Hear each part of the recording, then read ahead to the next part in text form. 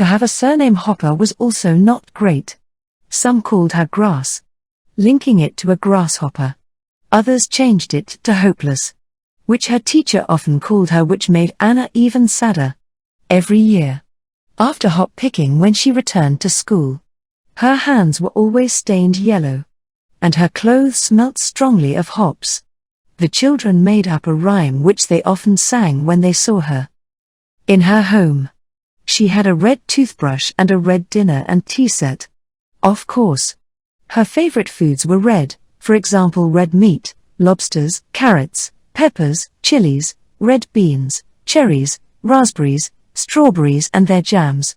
She also liked loganberries, rosy red apples, pomegranate seeds, beetroot, watermelon, rhubarb and even dragon fruit. With her main meal, she always added red tomato ketchup or hot red pepper sauce. Thanet was now becoming populated by a new race of green women that would become even greener in color when outside and exposed to light. It was difficult for husbands and partners to get used to the female members of their families being green-skinned, especially if they had blonde or gray hair. The starfish-like legs seemed to be searching for something to grab hold of. The girl was still on the top, but afraid to move.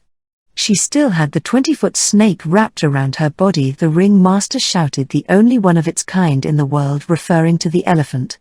And as he did so, one of the tentacled arms grabbed the snake surrounding the girl. She was taken into the arms as well, and other tentacles were attracted by the activity and started to envelop them both. They also knew that there was something different about him. He was not like other villagers. Often in cultures around the world, someone who is different in appearance or behavior is considered special, and believed to have powers or attributes that others do not normally have.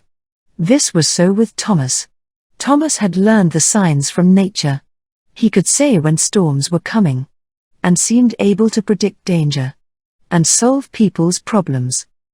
The sphere continued to fly over the farmland and the chalk cliffs. And suddenly there was an almighty bang as it landed in the sea. The whole sea glowed yellow as the object sank to the bottom. Water had been turned into steam by this hot object, and it covered the whole beach.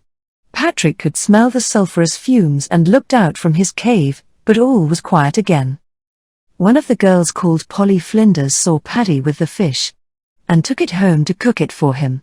She was very kind to him. He raised his tail in the air, swishing it from side to side. But she did not pull it, but lifted him up and put him next to the fire to keep warm. What a good girl, Paddy thought, not like the old witch who kept him out in the cold at night.